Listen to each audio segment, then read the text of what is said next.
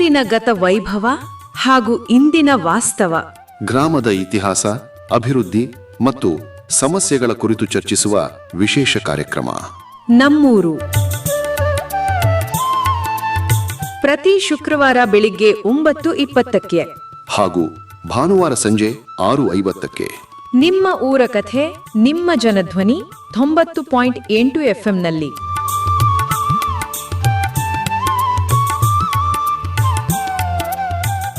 ಆತ್ಮೀಯ ಕೇಳುಗರಿಗೆ ನಮಸ್ಕಾರ.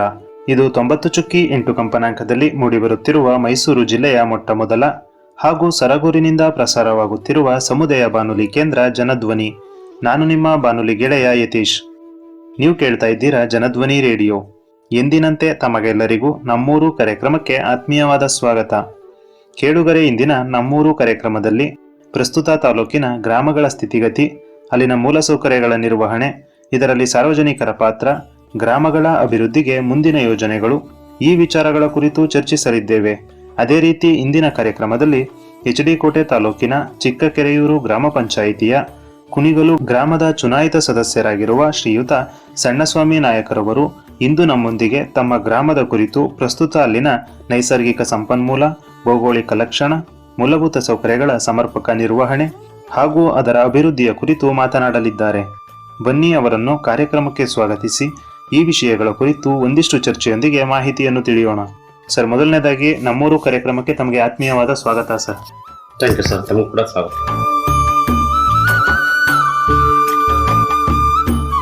ಸರ್, ಮೊದಲನೇದಾಗಿ ತಮ್ಮ ಬಗ್ಗೆ ಒಂದು ಕಿರು ಪರಿಚಯವನ್ನ ನಮ್ಮ ಕೇಳುಗರಿಗೆ ಮಾಡಿಕೊಡೋದಾದ್ರೆ. ನನ್ನ ಹೆಸರು ಬಂದು ಸಣ್ಣಸ್ವಾಮಿ ನಾಯಕ ಅಂತೇಳಿ. ತಂದೆ ಹೆಸರು ಬೆಟ್ಟನಾಯಕ ಹಾಗೂ ನನ್ನ ಗ್ರಾಮ ಕುಣಿಗಲು ವಿಲೇಜು, ಚಿಕ್ಕಕೆರೆಯೂರು ಗ್ರಾಮ ಪಂಚಾಯಿತಿ, ಎಚ್.ಡಿ. ಕೋಟೆ ತಾಲೂಕು. ಸರ್, ನಾನು ಇದೇ ಮೊದಲ ಬಾರಿಗೆ ಚುನಾವಣೆಗೆ ನಿಂತ್ಕೊಂಡಿದ್ದು. ನಾನು ಯಾವಾಗಲೂ ಚುನಾವಣೆಗೆ ಸ್ಪರ್ಧಿಸಿರ್ಲಿಲ್ಲ. ಇದೇ ಮೊದಲು 2020ರಲ್ಲಿ ಏನು ಡಿಸೆಂಬರ್ ತಿಂಗಳಲ್ಲಿ ಚುನಾವಣೆ ನಡೀತು. ಆ ಚುನಾವಣೆಯಲ್ಲಿ ನಾನು ಸ್ಪರ್ಧೆ ಮಾಡಿದೆ. ಜನಗಳು ನನಗೆ ಆಶೀರ್ವಾದ ಮಾಡಿ ನನ್ನ ಊರಿನ ಜನಗಳು ಆಯ್ಕೆ ಮಾಡಿಕೊಟ್ರು. ಏನು ಆಯ್ಕೆ ಮಾಡಿಕೊಟ್ರು ಅದಕ್ಕೆ ತಕ್ಕಂತೆ ನಾನು ಅವ್ರಿಗೆ ಆದಷ್ಟು ನನ್ನ ಗ್ರಾಮಕ್ಕೆ ಕೆಲಸ ಕಾರ್ಯಗಳನ್ನು ನಾನು ಮಾಡ್ಕೊಂಡು ಬಂದಿದ್ದೀನಿ ಸರ್. ಸರ್, ತಮ್ಮ ಗ್ರಾಮದ ಒಂದು ಇತಿಹಾಸದ ಬಗ್ಗೆ, ಅಂದ್ರೆ ತಮ್ಮ ಗ್ರಾಮಕ್ಕೆ ಕುಣಿಗಲು ಅಂತ ಹೆಸರು ಹೇಗೆ ಬಂತು, ಅದರ ಒಂದು ಇತಿಹಾಸದ ಬಗ್ಗೆ ನಮ್ಮ ಜೊತೆ ಹಂಚ್ಕೊಳ್ಳೋದಾದ್ರೆ. ಸರ್, ಕುಣಿಗಲ್ಲು ಅಂತ ಹೇಳಿ ಏಕೆ ಬಂತು ಅಂದ್ರೆ, ಹಿಂದೆ ಈ ಗ್ರಾಮದಲ್ಲಿ ಒಂದು ಇಡಿ ಗೌಡಸ್ ಒಂದು ತುಂಬಾ ಈ ಗ್ರಾಮದಲ್ಲಿ ವಾಸ ಇದ್ದು. ಅಂದ್ರೆ ಇಲ್ಲಿ ಊರು ಇಲ್ಲಿ ಇರ್ಲಿಲ್ಲ. ಹಿಂದೆ ಅಲ್ಲಿ ಊರಿ ಜಮೀನಿನ ಹತ್ರ ಒಂದು ಊರಿತ್ತು ಸರ್ ಅದು. ಹಾಗಾಗಿ ಅಲ್ಲಿ ವಾಸ ಮಾಡ್ತಾ ಇದ್ರಂತೆ. ವಾಸ ಮಾಡ್ತಾ ಇರ್ಬೇಕಾದ್ರೆ ಇಲ್ಲಿ ಬಂದು ಹೊಸದಾಗಿ ಬಂದಂತವ್ರು, ಯಾವ್ದು ಕಾರಣ ಅಂತ ನನಗೆ ಗೊತ್ತಿಲ್ಲ, ಒಟ್ಟಲ್ಲಿ ಕಾರಣ ಏಕೆ ಇಟ್ಟು ಅಂತ ಗೊತ್ತಿಲ್ಲ. ಯಾರೋ ವಯಸ್ಸಾದಂತವ್ರು ಏನ್ ಹೆಸರು ಹೇಳೋಣ ಅಂತ ಯೋಚನೆ ಮಾಡ್ಬೇಕಾದ್ರೆ ಯಾವ್ದೋ ಒಂದು ಪ್ರಾಣಿ ಕುಣಿತ ಕುಣಿತ ಓಡ್ತಿತ್ತಂತದ್ದು, ಅದನ್ನ ನೋಡಿ ಕುಣಿಗಲ್ಲು ಅಂತ ಹೆಸರಿಟ್ರು ಅಂತ ಕೆಲವರು ಹೇಳ್ತಾ ಇದ್ರು. ಅಷ್ಟು ಬಿಟ್ರೆ ನನಗೆ ಮೂಲ ಏಕ್ ಅಂತ ಗೊತ್ತಿಲ್ಲ ಸರ್. ಅವ್ರು ಹೇಳಿದ್ದು ಬೇರೆಯವ್ರು ಯಾರು ಹೇಳಿದ್ದು ಅದನ್ನ ನಾನು ಹೇಳ್ತಾ ಇದ್ದೀನಿ. ಅಂದ್ರೆ ಆಗಿನ ಒಂದು ಕಾಲದಲ್ಲಿ ಜನಜನಿತವಾಗಿ ಬಂದಂತಹ ಒಂದು ಮಾತು ಈ ರೀತಿಯಾಗಿದೆ ನಿಂತ್ಕೋತಂತ. ಹೌದು ಸರ್, ತಮ್ಮ ಒಂದು ಗ್ರಾಮದಲ್ಲಿ ಎಷ್ಟು ಜನಸಂಖ್ಯೆ ವಾಸಿಸ್ತಾ ಇದೆ, ಅದರ ಒಂದು ವಿವರ ಮತ್ತು ಅಂಕಿಅಂಶವನ್ನ ನಮ್ಮ ಜೊತೆ ಹಂಚ್ಕೊಳ್ಳೋದಾದ್ರೆ. ನಮ್ಮ ಗ್ರಾಮ ಒಂದು ಚಿಕ್ಕ ಗ್ರಾಮ ಸರ್. ನಮ್ಮ ಗ್ರಾಮದಲ್ಲಿ 510 ಜನಸಂಖ್ಯೆ ಇದೆ. 500 ಜನಸಂಖ್ಯೆ ಇದ್ದು ಅದರಲ್ಲಿ 296 ಮಹಿಳೆಯರು ಮತ್ತೆ 276 ಗಂಡಸರು ಇದ್ದಾರೆ ಸರ್. ಒಟ್ಟು 340 ಮತದಾರರಿದ್ದಾರೆ. ಅಂದ್ರೆ ಸುಮಾರು ಒಂದು 510 ಜನಸಂಖ್ಯೆಯನ್ನ ಹೊಂದಿರುವಂತಹ ಒಂದು ಪುಟ್ಟ ಗ್ರಾಮ ಅಂತಾನೆ ಹೇಳ್ಬೋದು. ಸರ್, ಗ್ರಾಮದ ಒಂದು ಸುತ್ತಮುತ್ತಲಿನ ಭೌಗೋಳಿಕ ಲಕ್ಷಣ ಆಗಿರ್ಬೋದು, ನೈಸರ್ಗಿಕ ಸಂಪನ್ಮೂಲ ಆಗಿರ್ಬೋದು, ಯಾವ ರೀತಿಯಾಗಿದೆ ಅದರ ಬಗ್ಗೆ ಹೇಳೋದಾದ್ರೆ. ಸರ್, ಭೌಗೋಳಿಕ ಲಕ್ಷಣ ಅಂತಂದ್ರೆ ನಮ್ಮ ಈ ಗ್ರಾಮ ಒಂದು 8 ಎಕರೆ ಇದೆ. ಇದ್ರ ಪಕ್ಕದಲ್ಲೇ ಒಂದು 48 ಎಕರೆ ಒಂದು ಕೆರೆ ಇದೆ, ಚೊಟ್ನಳ್ಳಿ ಕೆರೆ. ಆ ಕೆರೆ ಮತ್ತೆ ಅದರ ಒಂದು ಇನ್ನೊಂದೇನಪ್ಪ, ಸುತ್ತ ನನ್ನ ಗ್ರಾಮಕ್ಕೆ ಸುತ್ತ ದೇವಸ್ಥಾನಗಳಿದೆ. ಸುತ್ತ ಈ ಕಡೆ ಬಂದ್ರೆ ಲಕ್ಷ್ಮೀ ದೇವಿ ಇದ್ರೆ, ಈ ಕಡೆ ಸರಿಮಾತನ ದೇವಸ್ಥಾನ ಇದೆ ಮೇಲ್ಗಡೆ, ಈ ಭಾಗದಲ್ಲಿ ಮಾದೇಶ್ವರ ದೇವಸ್ಥಾನ ಇದೆ, ಈ ಭಾಗದಲ್ಲಿ ಬಸವೇಶ್ವರ ದೇವಸ್ಥಾನ ಇದೆ. ಊರಿಂದ ಹೊರಗಡೆ ಇರ್ತಕ್ಕಂಥ ದೇವಸ್ಥಾನಗಳು. ಅದು ಬಿಟ್ರೆ ಊರೊಳಗಡೆ 2 ದೇವಸ್ಥಾನ ಇದೆ. ಚಿಕ್ಕದೇವಮ್ಮನ ದೇವಸ್ಥಾನ ಈ ಕಡೆ ಇದೆ, ಆ ಕಡೆ ಮಾರಿಯಮ್ಮನ ದೇವಸ್ಥಾನ ಇದೆ.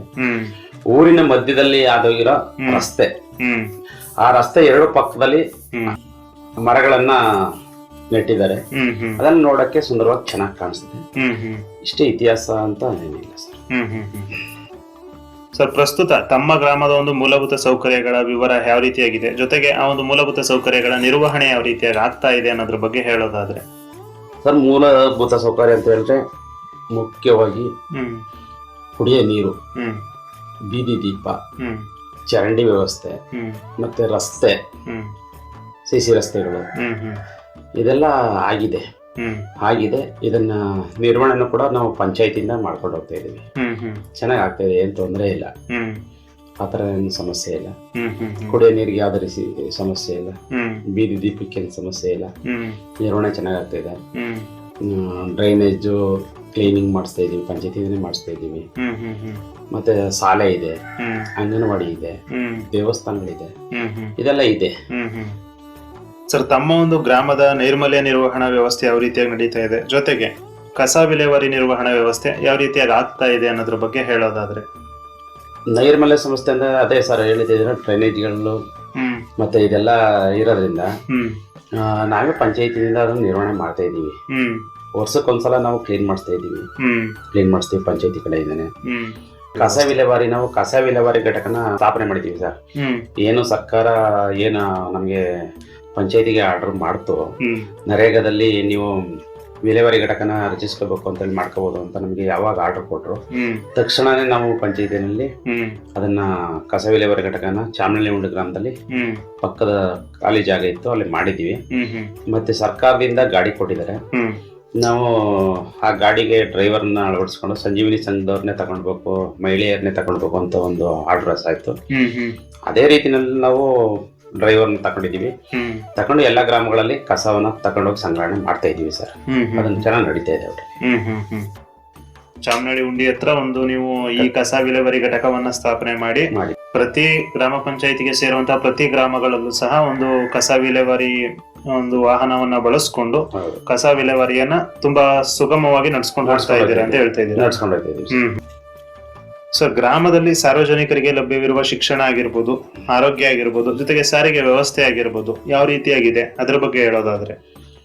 ಸರ್, ಏನು ಈಗ ನೀವೇ ಕೇಳಿದ್ರಿ, ಶಿಕ್ಷಣ ಇಲ್ಲಿ ನಮ್ಮೂರು ಚಿಕ್ಕ ಒಂದು ಗ್ರಾಮ, ಹೇಳಿದೆ ಮೊದಲೇ 100 ಮನೆ ಇದೆ ಅಂತ. ಇಲ್ಲಿ ಸರ್ಕಾರಿ ಕಿರಿಯ ಪ್ರಾಥಮಿಕ ಶಾಲೆ ಇದೆ.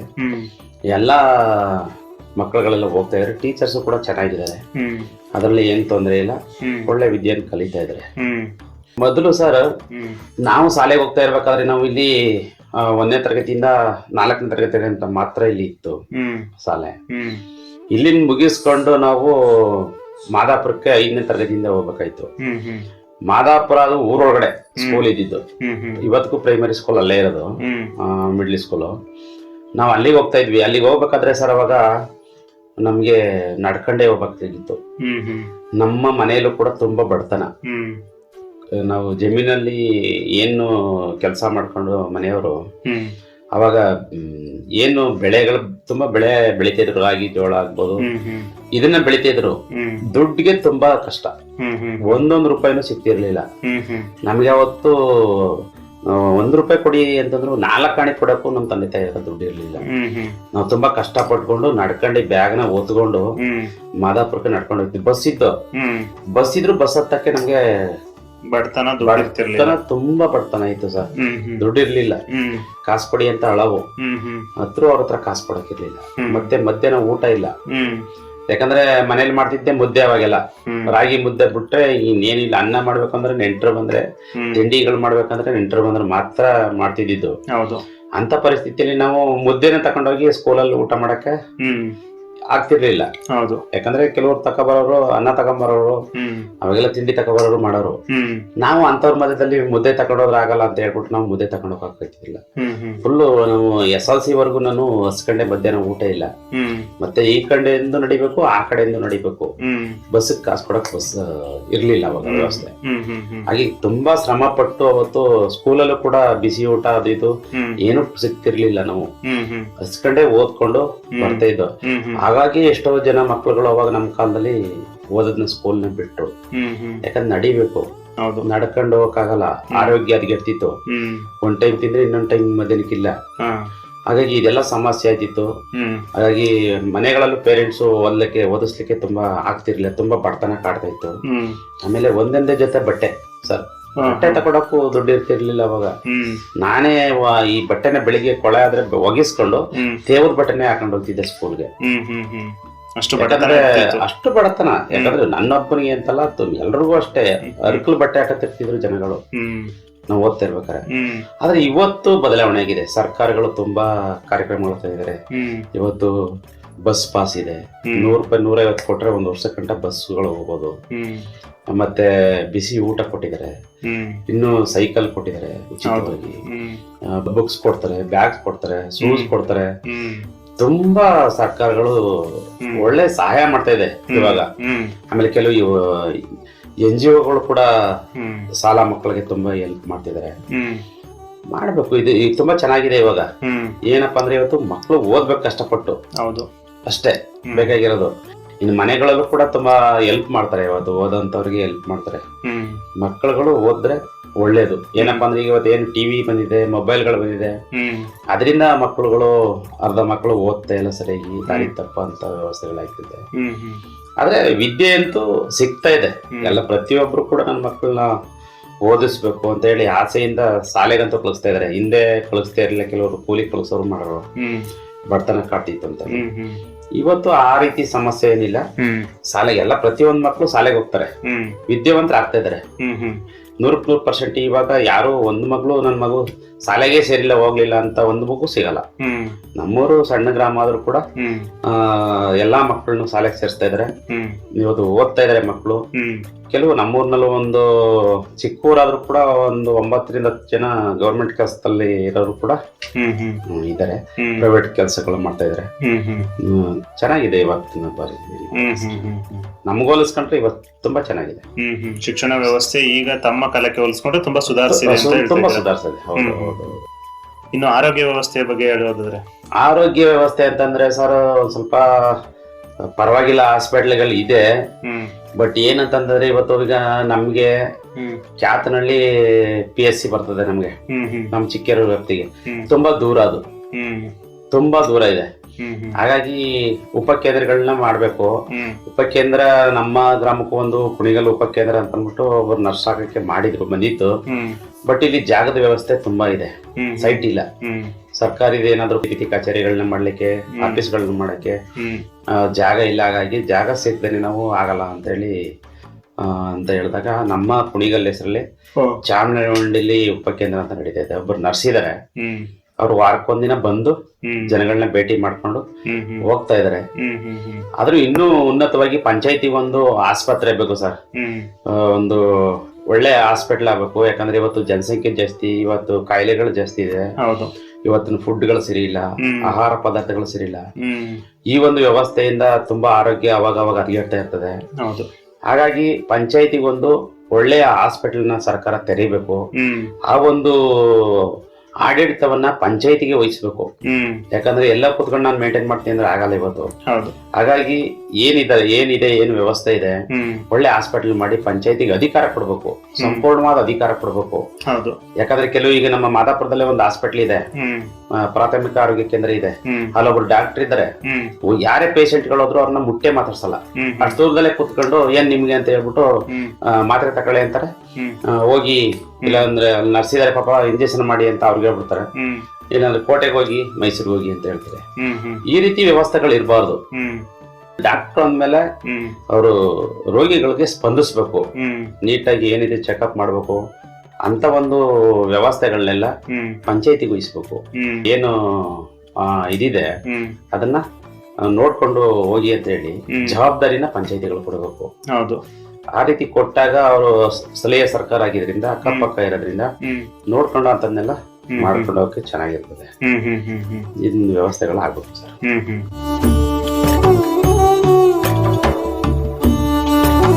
ಸಾರಿಗೆ ವ್ಯವಸ್ಥೆ ಯಾವ ರೀತಿಯಾಗಿ ದೊರಕ್ತಾ ಇದೆ ಸರ್ ತಮ್ಗೆ? ಸರ್ ಸಾರಿಗೆ ವ್ಯವಸ್ಥೆ ಅಂದ್ರೆ ಮೊದ್ಲು ಚೆನ್ನಾಗಿತ್ತು. ಸಾರಿಗೆ ಬಸ್ಗಳೆಲ್ಲ ತುಂಬಾ ಬರ್ತಾ ಇದ್ದಾವೆ. ಒಂದು ನಮ್ಮೂರಿಗೆ ಹೆಚ್ಚು ಕಡಿಮೆ ಒಂದು 5-6 ಬಸ್ಗಳು ಬರ್ತಾ ಇದ್ದಾವೆ ಸರ್. ಟೈಮ್ ಬಸ್ಗಳು ಬರ್ತಾ ಇದ್ದಾವೆ. ಇತ್ತೀಚಿನ ದಿನಗಳಲ್ಲಿ ಸ್ವಂತ ಓನ್ ವೆಹಿಕಲ್ಗಳು ಜಾಸ್ತಿ ಅದಾವ. ಹಾಗಾಗಿ ಆಟೋಗಳು ಜಾಸ್ತಿ ಅದಾವ. ಹಾಗಾಗಿ ಬಸ್ಗಳನ್ನ ಒಂದೊಂದಾಗಿ ತೆಗೆದ್ಬಿಟ್ರು. ಇವತ್ತು ಓದೋ ಮಕ್ಕಳಿಗೆ ತುಂಬಾ ಹಿಂಸೆ ಆಗ್ತಾ ಇದೆ. ಬಸ್ಗಳು ಯಾವ ಬರ್ತಾ ಇಲ್ಲ. ಮೊದಲು ಒಂದು 10 ಗಂಟೆಗೆ ಬರ್ಗಿ ಬಸ್ ಅಂತ ಬರ್ತಿತ್ತು. KR ನಗರದಿಂದ ಬರ್ಗಿ ಹೋಗ್ತಾ ಇತ್ತು. ಅದು ಹೋದ್ರೆ ಮತ್ತೆ 4:15 ವಾಪಸ್ ರಿಟರ್ನ್ ಬರ್ತಾ ಇತ್ತು. ಅದು ಬಿಟ್ರೆ ಎಡೆಯಾಲ ಅಂತ ಹೇಳ್ಬಿಟ್ಟು ಎಡೆಯಾಲ ಗಾಡಿ ಅಂತ ಅಂದ್ಬಿಟ್ಟು ಮೈಸೂರಿಂದ ಒಂದು 11 ಗಂಟೆ ಬರ್ತಾ ಇತ್ತು. 12 ಗಂಟೆಗೆ ಒಂದು ಹುಣಸೂರು ಗಾಡಿ ಬರ್ತಿತ್ತು. ಹುಣಸೂರಿಂದ ಅಡ್ಡಳ್ಳಿ ಹೋಗ್ತಾ ಇತ್ತು. ಅಡ್ಡಳ್ಳಿಯಿಂದ ರಿಟರ್ನ್ ಬರ್ತಾ ಇತ್ತು. ಮತ್ತೆ 1:15ಗೆ ಪೋಸ್ಟ್ ಗಾಡಿ ಅಂತೇಳಿ ಮೈಸೂರಿಂದ ಒಂದು ಬಸ್ ಬರ್ತಿತ್ತು. ಅದು ಕೋಟೆಗೆ ಹೋಗಿ ಕೋಟೆಯಿಂದ ರಿಟರ್ನ್ 1:15 ಬರ್ತಾ ಇತ್ತು. ಅದು ಬಿಟ್ರೆ 4 ಗಂಟೆಗೆ ಎನ್ಬೇಗೂರು ಗಾಡಿ ಅಂತ ಒಂದು ಬರ್ತಾ ಇತ್ತು. ಇವೆಲ್ಲ ಪೂರ್ತಿ ಸಂಪೂರ್ಣವಾಗಿ ಬಸ್ ಇಲ್ದಂಗ ಆಗ್ಬಿಟ್ರೆ ಈಗ ಯಾವ ಬರ್ತಾ ಇಲ್ಲ ಅಂತ ಹೇಳ್ಬಿಟ್ಟು ಈಗ ನಾವು ಹೋಗಿ ಹೋರಾಟ ಮಾಡಿ ಏನೇನ ಮಾಡಿ ಶಾಸಕರಿಗೆ ಹೇಳಿ ಶಾಸಕರ ಕಡೆಯಿಂದ ಡಿಪೋ ಹೇಳಿಸಿ ಈಗ ಕೋಟೆನಲ್ಲಿ ಸ್ವಂತ ಡಿಪೋ ಇದ್ರು ಬಸ್ ಹಾಕೊಡಿ ಅಂತೇಳಿ ಭಾರಿ ಶ್ರಮ ಪಟ್ಟು ಒಂದು ಬಸ್ನ ಹಾಕಿಸ್ತು. ಮತ್ತೆ ಕಲೆಕ್ಷನ್ ಕಡಿಮೆ ಅಂತ ಹೇಳ್ಬಿಟ್ಟು ಮತ್ತೆ ನಿಲ್ಸ್ಬಿಟ್ಟವ್ರೆ. ಸ್ಕೂಲ್ ಮಕ್ಕಳಿಗೆ ತುಂಬಾ ತೊಂದರೆ ಆಗ್ತಿದೆ. ಅಲ್ಲಿ ನಾನು ಹೋಗಿ ಈಗ ಒಂದು ವಾರದಲ್ಲಿ ಹೋಗಿ ಡಿಪೋ ಮ್ಯಾನೇಜರ್ ಹತ್ರ ಸರ್ ಹಿಂಗಿದೆ ಮಕ್ಕಳಿಗೆ ಸ್ಕೂಲ್ ಮಕ್ಕಳಿಗೆ ಕಳಿಸ್ಕೊಡಿ ಅಂತ ಹೇಳಿದೆ. ಸರ್ ನಿಮ್ಮಲ್ಲಿ ಕಲೆಕ್ಷನ್ ಕಡಿಮೆ, ಹಾಗಾಗಿ ನಾವು ಬಸ್ ಹಾಕಕ್ಕಾಗಲ್ಲ, ನಮ್ಗೆ DC ಪ್ರೆಜರ್ ಮಾಡ್ತಾರೆ, ಅಲ್ಲಿ ಕಲೆಕ್ಷನ್ ತೆಗ್ದಾಕಿ ಅಂತ ಹೇಳ್ತಾರೆ ಅಂತ ಕಾರಣ ಕೊಡ್ತಾ ಇದಾರೆ. ಬಟ್ ಸರ್ಕಾರ ಏನ್ ಲಾಭದಲ್ಲಿ ನಡೀತಾ ಇದೆಯಾ ಇವತ್ತು? ಇವಾಗ ನೋಡಿದ್ರೆ ಫ್ರೀ ಮಾಡಿದ್ಮೇಲೆ ಮಾತ್ರ KSRTC ಲಾಭದಲ್ಲಿದೆ ಅಂತ ಹೇಳ್ತಾ ಇರೋದು. ಮಹಿಳೆಯರಿಗೆ ಏನು ಫ್ರೀ ಮಾಡಿದ್ಮೇಲೆ ಮಾತ್ರ ಅದು ಲಾಭದಲ್ಲಿರೋದು ಹೊರತು ಹೇಳ್ತಾ ಇರೋದು ಲಾಭದಲ್ಲಿದೆ ಅಂತ. ಹಿಂದೆಲ್ಲ ಲಾಸ್ ಅಲ್ಲೇ ಇದ್ದಿದ್ದು. ಇದೊಂದು ಬಸ್ಸಿಂದ ಲಾಸ್ ಆಯ್ತು ಅಂತ ಹೇಳಿದ್ರೆ ಮಕ್ಕಳಿಗೆ ಶಾಲೆಗೆ ಹೋಗೋ ಮಕ್ಕಳಿಗೆ ತೊಂದರೆ ಆಯ್ತದಲ್ಲ, ವಿದ್ಯೆ ಲಾಸ್ ಆಗುತ್ತಲ್ಲ, ಯಾರು ತುಂಬಿಸ್ತಾರೆ ಅದನ್ನ? ನಾನು ತುಂಬಾ ರಿಕ್ವೆಸ್ಟ್ ಮಾಡ್ಕೊಂಡ್ರು ಕೂಡ ಅವರು ಉದಾಸೀನ ಮಾತಾಡ್ತಾರೆ ನಮ್ಮ ಕೋಟೆ ಡಿಪೋ ಮ್ಯಾನೇಜರ್. ಹಾಗಾಗಿ ನಾನು ಈ ಸರ್ ಇಲ್ಲ ಸರ್ ದಯಮಾಡಿ ಕಳಿಸ್ಕೊಡಿ. ನಾವು ಅಟ್ಲೀಸ್ಟ್ ಸ್ಕೂಲ್ ಮಕ್ಕಳಿಗೆ ಬೆಳಿಗ್ಗೆ ಒಂದು 9 ಗಂಟೆಗಾದ್ರೂ ಒಂದು ಗದಿಗೆ ಕಡೆಯಿಂದ ಬರ್ಬೇಕು ನಮ್ಗೆ ಬಸ್ಸು. ಕೋಟೆಗೆ ಹೋಗ್ಬೇಕು. ತಿರ್ಗಾ ಮತ್ತೆ 4:15ಗೆ ಕೋಟೆ ಕಡೆಯಿಂದ ನಮ್ಮ ಮಾದಾಪುರ 4:15 ಬೇಕು. ಅಲ್ಲಿಂದ ಬಂದ್ರೆ ನಮ್ಗೆ ಶಾಲೆ ಮಕ್ಕಳಿಗೆ ಅನುಕೂಲ ಆಗುತ್ತೆ, ಹಾಕೊಡಿ ಅಂತ ಹೇಳ್ಬಿಟ್ಟು ಹೋಗಿದ್ದೀನಿ. ಅವ್ರು ಮತ್ತೆ ನಿಲ್ಸಿದಾರೆ. ಅದನ್ನ ಮತ್ತೆ ಈಗ ಶಾಸಕರ ಗಮನಕ್ಕೆ ತರಬೇಕು. ಯಾಕಂದ್ರೆ ಅದು ಕೋಟೆ ತಾಲೂಕಲ್ಲೇ ಡಿಪೋ ಇದ್ಕೊಂಡು ನಮ್ಗೆ ಒಂದು ಬಸ್ ಇಲ್ಲ ಅಂತ ಹೇಳಿದ್ರೆ ತುಂಬಾ ತೊಂದರೆ ಇದೆ. ಎಲ್ಲ ಈಗ ನನಗೆ ಫೋನ್ ಮಾಡಿ ಹೇಳ್ತಾರೆ ಪೇರೆಂಟ್ಸ್ಗಳು, ನೀವು ಹೋಗಿ ಮಾತಾಡಿ ಒಂದು ಬಸ್ ಹಾಕ್ಸಕ್ಕಾಗಲ್ವಲ್ಲ ನಿಮ್ ಸದಸ್ಯರಾಗಿ ಅಂತ ನಮ್ಮನ್ನ ಆಯ್ಕೆ ಮಾಡಿರ್ತಕ್ಕಂತ ಜನಗಳು ಹೇಳ್ತಾ ಇದಾರೆ. ಬಟ್ ಅದೊಂದು ತೊಂದರೆ ಆಗಿದೆ ಸರ್, ಮಾಡಿಸ್ಬೇಕು ಸರ್ ಅದನ್ನ. ನಿಮ್ಮ ಈ ಜನಧ್ವನಿ ಮುಖಾಂತರ ಕೇಳ್ಕೊತಾ ಇದ್ದೀನಿ, ದಯಮಾಡಿ ನಮ್ಮ ಬಸ್ ಡಿಪೋ ಮ್ಯಾನೇಜರು ಸಂಬಂಧಪಟ್ಟಂತವ್ರು ನಮ್ಮ ಈ ಕೋಟೆಯಿಂದ ಗದಿಗೆ ಏನು ಹೋಗ್ತಾ ಇದೆ ಬಸ್ಸು ಅದನ್ನ ದಯಮಾಡಿ ಹಾಕೊಡ್ಬೇಕು ಅಂತ ತಮ್ಮ ಈ ಮುಖಾಂತರ ಕೂಡ ನಾನು ಬೇಡ್ಕೊತಾ ಇದ್ದೀನಿ ಸರ್. ಅಂದ್ರೆ ಇಲ್ಲಿ ಸುತ್ತಮುತ್ತಲಿನ ಗ್ರಾಮದ ಮಕ್ಕಳು ಹೋಗೋದಿಕ್ಕೆ ಬರೋದಿಕ್ಕೆ ಒಂದು ಬಸ್ ವ್ಯವಸ್ಥೆ ಅನ್ನೋದು ಸುಗಮವಾಗಿ ಇಲ್ಲದೆ ಇರೋದ್ರಿಂದ ಅವರ ವಿದ್ಯಾಭ್ಯಾಸಕ್ಕೆ ತುಂಬಾ ತೊಂದರೆ ಆಗ್ತಾ ಇದೆ ಅನ್ನೋದು ತಮ್ಮ ಒಂದು ಒಳಲು. ಖಂಡಿತ ಸರ್. ಸರ್, ಪ್ರಸ್ತುತ ತಮ್ಮ ಗ್ರಾಮದಲ್ಲಿ ಸಾಕ್ಷರತೆಯ ಪ್ರಮಾಣ ಯಾವ ಪ್ರಮಾಣದಲ್ಲಿ ಇದೆ ಅನ್ನೋದ್ರ ಬಗ್ಗೆ ಹೇಳೋದಾದ್ರೆ? ನಾನು ಮೊದಲೇ ಹೇಳಿದಲ್ಲ ಸರ್, ತುಂಬಾ ಚೆನ್ನಾಗಿದೆ. ಲೆಕ್ಕ ಈಗಿನ ಇದ್ರ ನೋಡಿದ್ರೆ 100% ಕೊಡ್ಬೋದು. ಯಾರು ಒಂದು ಮಕ್ಕಳು ಶಾಲೆಗೆ ಹೋಗ್ತಾ ಇಲ್ಲ ಅನ್ನೋರು ಯಾರು ಇಲ್ಲ. ಎಷ್ಟು ಮಕ್ಕಳಿದೆ ಅಷ್ಟು ಮಕ್ಕಳೆಲ್ಲ ಸ್ಕೂಲ್ ಹೋಗ್ತಾ ಇದ್ದಾರೆ. ತಮ್ಮ ಗ್ರಾಮದಲ್ಲಿ ಆಗಿದ್ರೆ ಸಾಕ್ಷರತೆಯ ಪ್ರಮಾಣ ಚೆನ್ನಾಗಿದೆ ಹೇಳ್ಬೋದು. ಸರ್, JJM ತಮ್ಮ ಗ್ರಾಮದಲ್ಲಿ ಯಾವ ಹಂತದಲ್ಲಿದೆ? ಜನರಿಗೆ ಅದರಿಂದ ಶುದ್ಧ ಕುಡಿಯುವ ನೀರು ಸಿಗ್ತಾ ಇದೆಯಾ? ಅದ್ರ ಬಗ್ಗೆ ಹೇಳೋದಾದ್ರೆ? ಹೌದು ಸರ್, JJM ನಮ್ಗೆ ಏನು ಸರ್ಕಾರ ಕೊಡ್ತು, ಸೆಂಟ್ರಲ್ ಗವರ್ಮೆಂಟ್ JJM ಒಂದು ಸ್ಕೀಮ್ ಅನ್ನ ತಂತು. ಅದು ತುಂಬಾ ಒಳ್ಳೇದಾಗಿದೆ ನನ್ನ ಪ್ರಕಾರ. ಈಗ ನನ್ನ ಗ್ರಾಮಕ್ಕೆ 28 ಲಕ್ಷ ರೂಪಾಯಿ ಬಂತು JJM ಅಲ್ಲಿ. ಅದನ್ನ ಸಂಪೂರ್ಣವಾಗಿ ಬಳಸ್ಕೊಂಡು ನಾನು ಏನು ಕಾಂಟ್ರಾಕ್ಟ್ ಬಂದ್ರು ಅವ್ರಿಗೆ ಸಪೋರ್ಟ್ ಕೊಟ್ಕೊಂಡು ಸಹಕಾರ ಕೊಟ್ಕೊಂಡು ಮೊದಲನೇ ಹಂತದಲ್ಲೇ ನಾನು ನಮ್ಮೂರಿನಲ್ಲಿ ಕೆಲಸ ಮಾಡಿಸಿದೆ. JJM ಪೈಪ್ ಲೈನ್ ತುಂಬಾ ಹೊಸದಾಗಿ ಪ್ರತಿಯೊಂದು ಪೈಪ್ ಲೈನ್ ಮಾಡಿಸ್ಕೊಂಡ್ವಿ. ಮತ್ತೆ 25,000 ಲೀಟರ್ ಹಿಡಿತಕ್ಕಂತ ಒಂದು ಟ್ಯಾಂಕು ಕೂಡ ಆಗಿದೆ. ಅದರಿಂದ ಪ್ರತಿ ಮನೆಗೂ ನಲ್ಲಿ ವ್ಯವಸ್ಥೆ ಆಗಿದೆ. ಕುಡಿಯೋ ನೀರ್ದು ಯಾವುದೇ ರೀತಿ ಸಮಸ್ಯೆ ಇಲ್ಲ ನಮ್ಗೆ. ಪ್ರತಿದಿನ ನೀರ್ ಬಿಡ್ತಾರೆ, ಪ್ರತಿದಿನ ನೀರ್ ಬರ್ತಾ ಇದೆ. ಹಾಗಾಗಿ JJM ವ್ಯವಸ್ಥೆಯಿಂದ ನನ್ನ ಊರಿನಲ್ಲಿ ಜಮೀನಲ್ಲಿ ಕೂಡ ಒಂದು 7 ಮನೆ ಇದೆ. ಶುದ್ಧ ಕುಡಿಯೋ ನೀರನ್ನ ಅಲ್ಲಿಗೂ ಕೂಡ ತಲುಪಿಸ್ತೀನಿ, ಮಾಡಿಸ್ಕೊಟ್ಟಿದ್ದೀನಿ. JJM ಸ್ಕೀಮ್ ತುಂಬಾ ಉಪಯುಕ್ತವಾಗಿದೆ ನಮ್ಗೆ. ಸಣ್ಣ ಪಣ್ಣ ಲೋಪದೋಷ ಇದೆ ಈ ಐಟಮ್ಗಳು ಕೂಡ ಹಾಕಿದ ಕೆಲವು ಹಾಳಾಗ್ತಿದೆ. ಬಟ್ ಕೆಲಸ 100% ಆಗಿದೆ. ಯಾವ್ದೇ ಪೈಪ್ ಲೈನ್ ಯಾವ್ದೇ ಸಮಸ್ಯೆ ಇಲ್ಲ. ಈಗ ಬೇರೆ ನನ್ನ ಪಂಚಾಯತಿಯಲ್ಲಿ ಹೋಲಿಸ್ಕೊಂಡ್ರೆ ಕೆಲವು ಗ್ರಾಮಗಳಲ್ಲಿ ಮಾಡವ್ರೆ, ಪ್ರತಿದಿನ ಅಲ್ಲಿ ಪೈಪ್ ಹೊಡೆದಾಗಿದೆ, ಇಲ್ಲಿ ಪೈಪ್ ಹೊಡೆದಾಗಿದೆ ಅಂತ ಹೇಳ್ತಾನೆ ಇರ್ತಾರೆ. ಕನೆನಹಳ್ಳಿ ಆಗ್ಬೋದು, ಚಿಕ್ಕೇರಿ ಆಗ್ಬೋದು, ಈ ಗ್ರಾಮಗಳಲ್ಲಿ. ಆದ್ರೆ ನಮ್ಮೂರಿನಲ್ಲಿ ಯಾವಾಗ JJM ಕೆಲಸ ಮಾಡಿದ್ರೆ ಇವತ್ತವರೆಗೂ ಒಂದ್ ಸಣ್ಣ ಪೈಪ್ ರಿಪೇರಿ ದುರಸ್ತಿ ಮಾಡಿಸಿಲ್ಲ. ಇದು ತುಂಬಾ ಚೆನ್ನಾಗಿ ಆಗಿದೆ ನಮ್ಗೆ. ನಾನು ಅದನ್ನೇ ಹೇಳ್ತಾ ಇರ್ತೀನಿ ಪಂಚಾಯತಿನೂ ಕೂಡ, ನೀವೆಲ್ಲ ಸದಸ್ಯರಾದವರು ನೋಡ್ಕೊಂಡು ಕೆಲಸ ಮಾಡುವಾಗ ನಿಂತ್ಕೊಂಡು ಸಪೋರ್ಟ್ ಮಾಡ್ಕೊಂಡು ಕೆಲಸ ಮಾಡಿಸ್ಕೋಬೇಕು. ನೀವೇನ್ ಮಾಡ್ತಾ ಇದ್ರಿ, ಕೆಲಸ ಮಾಡ್ತಾರೆ, ಒಬ್ಬರು ಕಾಂಟ್ರಾಕ್ಟ್ ಬರ್ತಾನೆ ಅಂದ್ರೆ ಅವ್ರಿಗೆ ಸಪೋರ್ಟ್ ಮಾಡ್ಬೇಕು, ಒಳ್ಳೆ ಕೆಲಸ ಮಾಡಿಸ್ಕೋಬೇಕು, ನೀಟಾಗಿ ಕೆಲಸ ಮಾಡಿ ಅಂತ ಮಾಡಿಸ್ಕೋಬೇಕು. ನೀವು ಜವಾಬ್ದಾರಿ ಇಲ್ದೇನೆ ಇವತ್ತು ಎಲ್ಲೆಲ್ಲೋ ಹೋಗ್ಬಿಟ್ಟು ಇವತ್ತು ಬಂದಿಲ್ಲಿ ಪಂಚಾಯತಿಲಿ ಯಾವ್ದೇ ರೀತಿ ಹಣದ ವ್ಯವಸ್ಥೆ ಇಲ್ಲ, ತುಂಬಾ ಕಡಿಮೆ, ಯಾವ್ದೇ ಇಲ್ಲಿ ಸೋರ್ಸಸ್ ತುಂಬಾ ಕಡಿಮೆ. ಹಾಗಾಗಿ ಆ ಸೋರ್ಸಸ್ ನಲ್ಲಿ ನಮ್ಗೆ ಪೈಪ್ ಲೈನ್, ಪೈಪ್ ರಿಪೇರಿ ಅಂತ ಬೇರೆ ಅಭಿವೃದ್ಧಿ ಕೆಲಸಗಳು ಮಾಡಕ್ಕಾಗಲ್ಲ. ಹಾಗಾಗಿ ಇದನ್ನೆಲ್ಲ ಯಾಕೆ ಮಾಡ್ತೀರಿ, ನೋಡ್ಕೊಂಡು ಮಾಡಿಸ್ಕೋಬೇಕು ಅಂತ ಹೇಳ್ತಾ ಇರ್ತೀನಿ ನಾನು. ಹಾಗಾಗಿ ನನ್ನೂರಿನಲ್ಲಿ JJM ಕೆಲಸ ಚೆನ್ನಾಗಿದೆ ಸರ್. ಶುದ್ಧ ಕುಡಿಯುವ ನೀರು ಎಲ್ಲರಿಗೂ ತಲುಪ್ತಾ ಇದೆ. ಸರ್, ನರೇಗಾ ಚಟುವಟಿಕೆಗಳ ಕುರಿತು ತಿಳಿಸೋದಾದ್ರೆ, ನರೇಗಾ ಚಟುವಟಿಕೆಗಳು ತಮ್ಮ ಗ್ರಾಮದ ಅಭಿವೃದ್ಧಿಗೆ ಎಷ್ಟು ಪೂರಕವಾಗಿದೆ ಅನ್ನೋದ್ರ ಬಗ್ಗೆ ನಮ್ಮ ಜೊತೆ ಹಂಚ್ಕೊಳ್ಳೋದಾದ್ರೆ. ಹೌದು ಸರ್, ನರೇಗಾ ಕೆಲಸ ಸರ್, ನಾನು ಬಂದದ್ದು ತುಂಬಾ ಒಳ್ಳೆ ಕೆಲಸ ಅನ್ಕೊಂಡು ಅದನ್ನ ಮಾಡ್ತಾ ಇದ್ದು. ಎಲ್ಲಾ ಕಡೆ ತುಂಬಾ ಚೆನ್ನಾಗಿ ಕೆಲಸ ನಡೀತಿತ್ತು. ಹಾಗಾಗಿ ನಾನು ಕೂಡ ನಮ್ಮ ಗ್ರಾಮದಲ್ಲೂ ಮಾಡಿಸಿದೀವಿ ಕೆಲಸ ಮಾಡಿಸಿ. ಏನ್ ನರೇಗಾದಲ್ಲಿ ಈಗ ಮೆಟ್ಲಿಂಗ್ ರೋಡು 2100 ಮೀಟರ್ 19 ಲಕ್ಷ ವೆಚ್ಚದಲ್ಲಿ ಮೆಟ್ಲಿಂಗ್ ರಸ್ತೆ ಆಗಿದೆ. ಜನಗಳು ಓಡಾಡ್ಲಿಕ್ಕೆ, ದನ ಕರುಗಳು ಓಡಾಡ್ಲಿಕ್ಕೆ ಜಮೀನಿನ ರಸ್ತೆ, ಅದನ್ನ ಮಾಡಿದೀನಿ.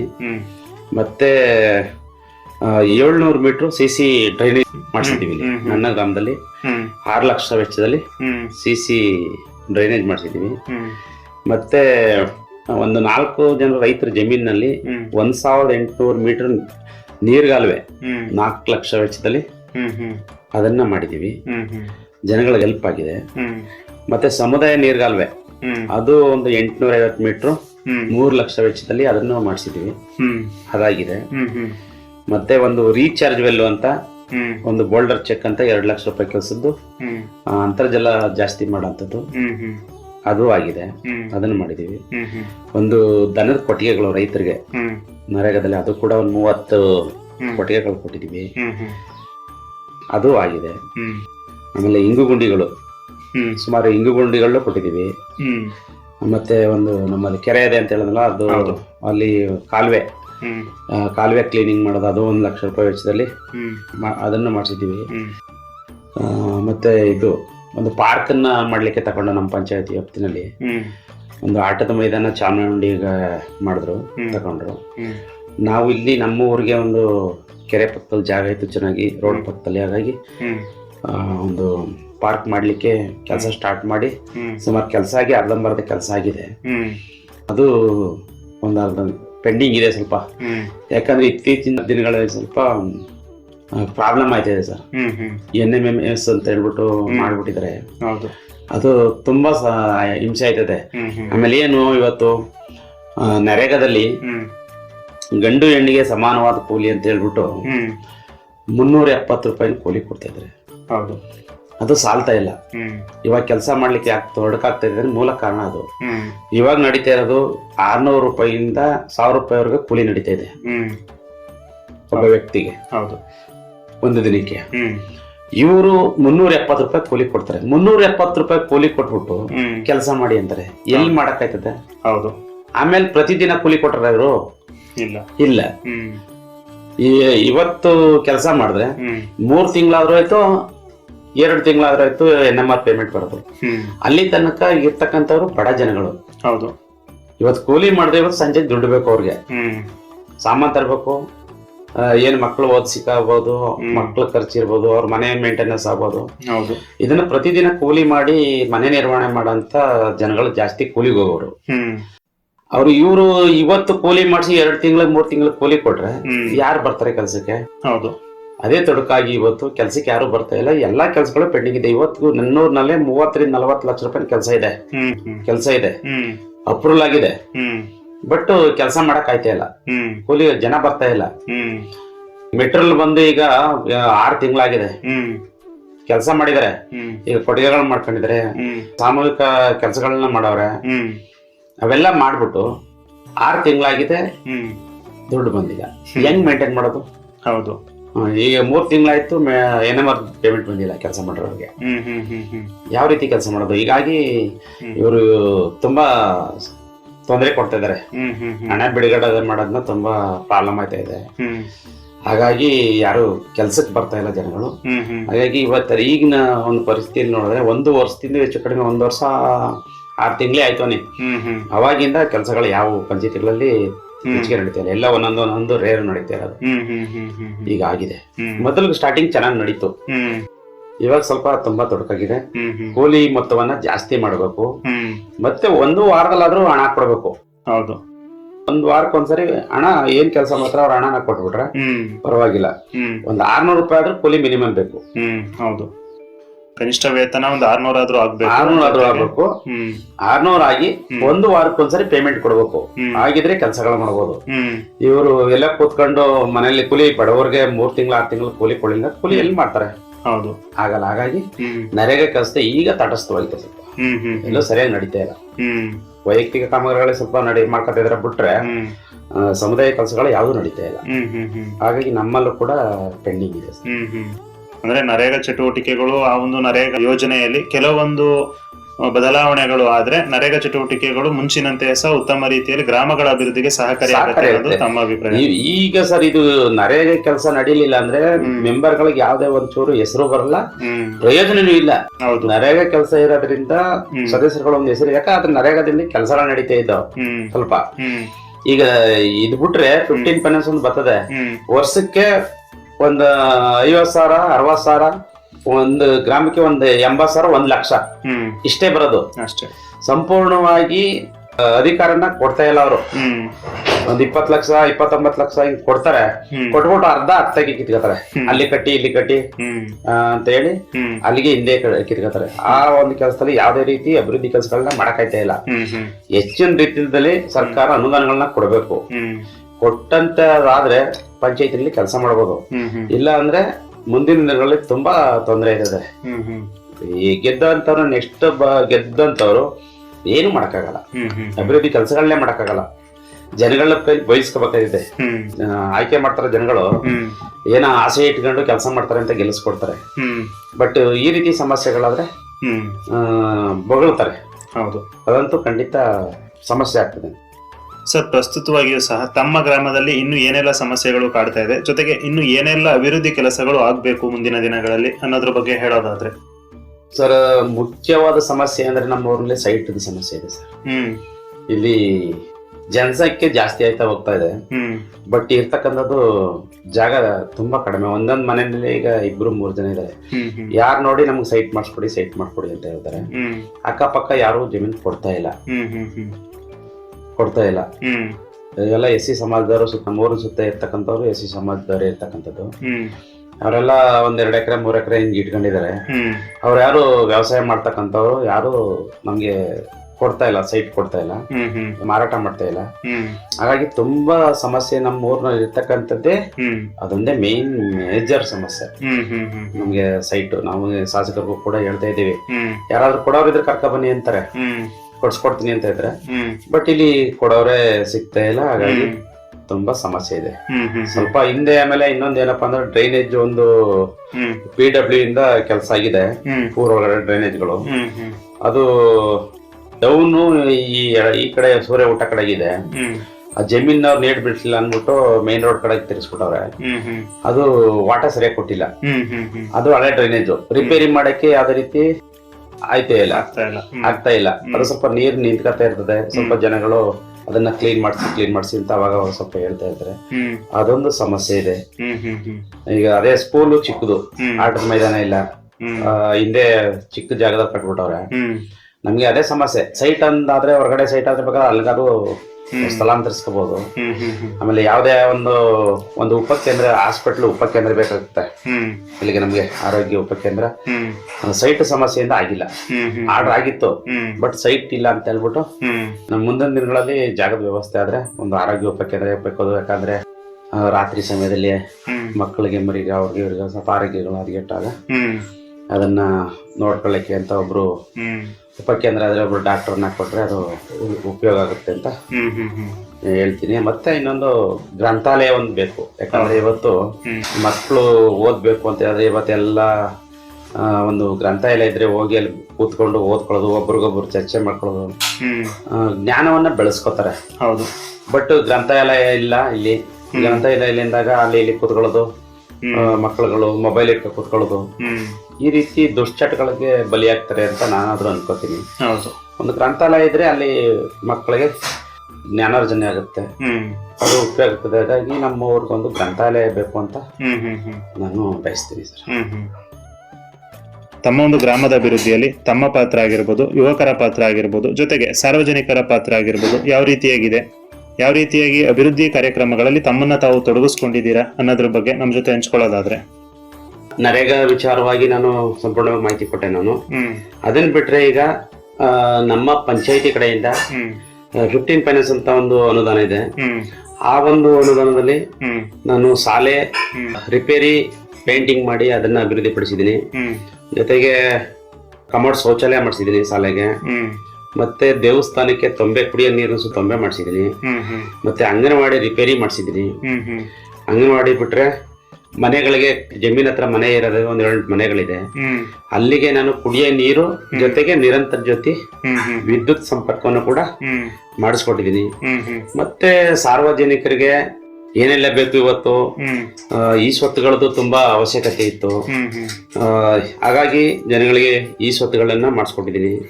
ನಮ್ಮ ಗ್ರಾಮದಲ್ಲಿ ಅಂದ್ಮೇಲೆ ಜನಗಳಾದ್ಮೇಲೆ ಸಮಸ್ಯೆಗಳಿಗೆ ವಿಧವೆ ಇರ್ತಾರೆ, ವಿಧವೆ ವೇತನ ಮಾಡಿಸ್ಕೊಡೋದು, ವೃದ್ಧಾಪ್ಯ ವೇತನ ಮಾಡಿಸ್ಕೊಡೋದು, ರೇಷನ್ ಕಾರ್ಡ್ಗಳು ಮಾಡಿಸ್ಕೊಡೋದು, ಆಧಾರ್ ಕಾರ್ಡ್ ಮಾಡಿಸ್ಕೊಡೋದು, ಈ ರೀತಿ ಪೌತಿ ಖಾತೆಗಳನ್ನ ಮಾಡಿಸ್ಕೊಡೋದು. ಇಲಾಖೆ ಹಲವಾರು ಇಲಾಖೆಗಳಿದೆ. ಇಲಾಖೆಯಿಂದ ಏನೇನು ಸವಲತ್ತುಗಳು ಸಿಗ್ತದೆ ಅದನ್ನೆಲ್ಲ ನಾನು ನಮ್ಮ ಇಲ್ಲಿ ರೈತರಿಗೆ ತುಂಬಾ ವಾಸವಾಗಿರೋ ದೇಶದಿಂದ ಅವ್ರಿಗೆಲ್ಲ ಇಲಾಖೆಗಳಿಂದ ಏನೇನು ಈಗ ಸಸಿಗಳು ಕೊಡ್ಸೋದು, ಈಗ 2 ಲೋಡ್ ಅರಣ್ಯ ಗಿಡಗಳನ್ನ ಕೊಡಿಸ್ತೇವೆ ಉಚಿತವಾಗಿ. ಅರಣ್ಯ ಗಿಡಗಳನ್ನು ಕೊಡಿಸ್ತೇವೆ. ಕೃಷಿ ಇಲಾಖೆ ಇದೆ, ಅಲ್ಲಿ ಡ್ರಿಪ್ ಇರಿಗೇಷನ್ ಮಾಡ್ಬೋದು, ಮತ್ತೆ ಸ್ಪ್ರಿಂಕ್ಲರ್ ಸಿಗುತ್ತೆ, ಟಾರ್ಪಲ್ಗಳು ಸಿಗುತ್ತೆ. ಇದನ್ನೆಲ್ಲ ಜನಗಳಿಗೆ ಕೊಡ್ಸಕ್ಕಂಥದ್ದು. ಈ ತರ ಏನೇನು ಯಾವ್ಯಾವ ಇಲಾಖೆಯಲ್ಲಿ ಏನೇನು ಸವಲತ್ತುಗಳು ಸಿಗುತ್ತೆ ಅದನ್ನ ಜನಗಳ ಹತ್ರ ಮಾತಾಡಿ ಅವ್ರಿಗೆ ಏನು ಅವಶ್ಯಕತೆ ಇದೆ ಈ ತರ ಎಲ್ಲ ಕೊಡಿಸ್ತಾ ಇರ್ತೀವಿ. ಮತ್ತೆ ಗ್ರಾಮದಲ್ಲಿ ಯಾವ ರೀತಿ ಸಪೋರ್ಟ್ ಕೊಡ್ತಾರೆ ಅಂತ ಕೇಳಿದ್ರಿ, ನನಗೆ ನನ್ನ ಗ್ರಾಮದಲ್ಲಿ ಜನಗಳು ತುಂಬಾ ಸಪೋರ್ಟ್ ಮಾಡ್ತಾರೆ. ಯಾಕಂದ್ರೆ ನಾನು ಯಾವಾಗ್ಲೂ ಜನಗಳ ಜೊತೆ ಬರ್ತಿರೋ, ಚಿಕ್ಕದ್ರಿಂದ ಕೂಡ ನಾನು ಊರಿನ ಕೆಲಸಗಳು, ಹಬ್ಬ ಹುಣ್ಮೆಗಳು, ಹಬ್ಬಗಳು, ಮತ್ತೆ ಈ ಒಂದು ಊರಿನ ಜಾತ್ರೆ ಮಾಡೋ ಅಂತ ಕೆಲಸಗಳು, ದೇವಸ್ಥಾನಗಳನ್ನ ಕಟ್ಟಿಸೋ ಅಂತದ್ದು, ಇದನ್ನೆಲ್ಲ ತುಂಬಾ ನಾನು ಚಿಕ್ಕವನಾಗಿದ್ದ ಜನದ ಜೊತೆ ಬೆರೆಯೋದು ನಾನು ಜಾಸ್ತಿ ಸರ್. ನಮ್ಮ ತಂದೆನೂ ಕೂಡ ಅದೇ ರೀತಿ ಗ್ರಾಮದ ಅಭಿವೃದ್ಧಿಯಲ್ಲಿ ಕೈ ಜೋಡಿಸ್ತಾ ಇದ್ರು. ಹಾಗೆ ನಾನು ಕೂಡ ಇಲ್ಲಿ ನಮ್ಮ ಜನಗಳ ಜೊತೆ ಸಪೋರ್ಟ್ ಆಗಿರ್ಕೊಂಡು ಅವರು ನನ್ನನ್ನ ಪ್ರತಿಯೊಂದಕ್ಕೂ ನನ್ನನ್ನು ಬಿಡೋದಿಲ್ಲ. ಹಾಗಾಗಿ ನಾನು ಅವ್ರ ಜೊತೆ ಇದ್ಕೊಂಡು ದೇವಸ್ಥಾನಗಳ ಕೆಲಸಗಳು ಮಾಡಿಸಿದ್ದೀವಿ. ಜೊತೆಗೆ ಇವತ್ತು ತುಂಬಾ ಬಡವರಿದ್ದಾರೆ ಇಲ್ಲಿ ನಮ್ಮ ಗ್ರಾಮದಲ್ಲಿ. ಅವ್ರಿಗೆ ಯಾವಾಗ ಏನು ಸಾವು ಅನ್ನೋದು ಯಾವಾಗ ಬರ್ತದೆ ಏನೋ ಗೊತ್ತಿಲ್ಲ. ಹಾಗಾಗಿ ಅಂತ ದಿನದಲ್ಲಿ ಬಡವರಿಗೆ ಇವತ್ತು ದುಡ್ಡು ಇದ್ರೆ ಇರ್ತಿಲ್ಲ ಅಂತ ಹೇಳಿ ನಾನು ಒಂದು ಉಪಯೋಗವಾದ ಒಂದು ಕೆಲಸವನ್ನು ಮಾಡಿದೆ. ಹೇಗೆಪ್ಪ ಅಂತ ಜನಗಳನ್ನ ಸಭೆ ಸೇರಿಸಿ ಪ್ರತಿ ತಿಂಗಳು 100 ರೂಪಾಯಿನ ಕಟ್ಟೋದು. ಪ್ರತಿ ತಿಂಗಳು 100 ರೂಪಾಯಿ ಕಟ್ಟಿ ಅದನ್ನ ಕಡಿಮೆ ಬಡ್ಡಿ ದರದಲ್ಲಿ ಜನಗಳಿಗೆ ಕೊಡೋದು. ಆ ಹಣನ ಯಾರಾದ್ರೂ ಮನೆಯಲ್ಲಿ ಸಾವಾದ್ರೆ ಅದನ್ನ ಉಚಿತವಾಗಿ 10,000 ರೂಪಾಯಿಗಳನ್ನ ಕೊಡೋದು. ಅದ್ರ ಜೊತೆಗೆ ನಾನು 2,000 ನನ್ನ ವೈಯಕ್ತಿಕವಾಗಿ ಕೊಡೋದು.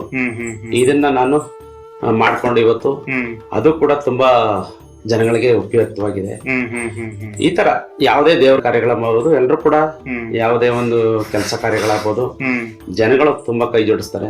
ಈಗ ಆಗ್ಬೇಕು, ಈಗ ಮಾಡ್ಬೇಕು ಅಂತ ಹೇಳಿದ್ರೆ ಅವ್ರಿಗೂ ನನ್ನ ಜೊತೆಗೆ ಸಂಪೂರ್ಣವಾಗಿ ಅವ್ರ ಸಹಕಾರವನ್ನು ಕೊಡ್ತಾರೆ. ಯುವಕರು ಆಗ್ಬೋದು, ಹಿರಿಯವರಾಗ್ಬೋದು, ಅವ್ರಿಗೂ ನಾವು ಕೂಡ ತುಂಬಾ ಗೌರವದಿಂದ ನಡ್ಕೊಂಡು ಅವ್ರಿಗೇನು ಅವಶ್ಯಕತೆ ಇದೆ, ಒಳ್ಳೇದಾಗ ಗ್ರಾಮಕ್ಕೆ ಏನು ಒಳ್ಳೇದಾಗಬೇಕು ಅದಕ್ಕೆ ಚರ್ಚೆ ಮಾಡಿ ಒಳ್ಳೆ ಕೆಲಸ ಕಾರ್ಯಗಳನ್ನ ಮಾಡ್ಕೊಂಡು ಬರ್ತಾ ಇದೀವಿ ಸರ್. ಸರ್, ಕೊನೆಯದಾಗಿ ನಮ್ಮ ಜನಧ್ವನಿ ಕೇಳುಗರಿಗಾಗಿರ್ಬೋದು ಅಥವಾ ತಾಲೂಕಿನ ಜನತೆಗಾಗಿರ್ಬೋದು ಒಂದು ಕಿವಿ ಮಾತನ್ನ ಹೇಳೋದಾದ್ರೆ ಏನಂತ ಹೇಳೋದಿಕ್ ಬಯಸ್ತೀರಾ? ಜನತೆ ಅಂತಂದ್ರೆ ಸರ್, ಈಗ ನಮ್ಮ ಬಾನುಲಿ ಕೇಂದ್ರದ ಏನನ್ನು ನಮ್ಮ FM ಕಾರ್ಯಕ್ರಮದಲ್ಲಿ ಒಳ್ಳೊಳ್ಳೆ ಕಾರ್ಯಕ್ರಮಗಳು ಬರ್ತಾ ಇದೆ, ಅದನ್ನ ಆಲಿಸಿ ಒಳ್ಳೆಯ ವಿಚಾರಗಳನ್ನ ತೆಗೆದುಕೊಳ್ಳಿ ಅಂತ ಹೇಳ್ತೀರಿ.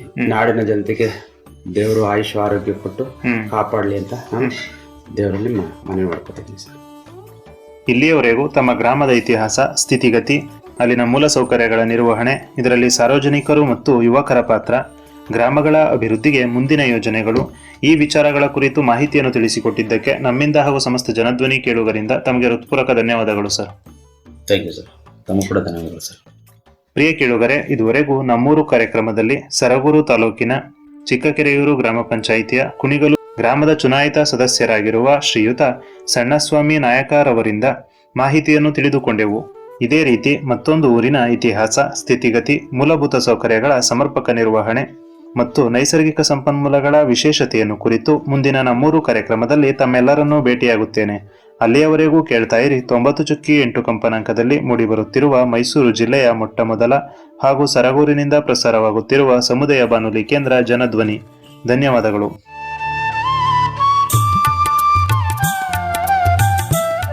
ಊರಿನ ಗತ ವೈಭವ ಹಾಗೂ ಇಂದಿನ ವಾಸ್ತವ, ಗ್ರಾಮದ ಇತಿಹಾಸ, ಅಭಿವೃದ್ಧಿ ಮತ್ತು ಸಮಸ್ಯೆಗಳ ಕುರಿತು ಚರ್ಚಿಸುವ ವಿಶೇಷ ಕಾರ್ಯಕ್ರಮ ನಮ್ಮೂರು. ಪ್ರತಿ ಶುಕ್ರವಾರ ಬೆಳಿಗ್ಗೆ 9:20 ಹಾಗೂ ಭಾನುವಾರ ಸಂಜೆ 6:50. ನಿಮ್ಮ ಊರ ಕಥೆ ನಿಮ್ಮ ಜನಧ್ವನಿ 90.8 FM ನಲ್ಲಿ.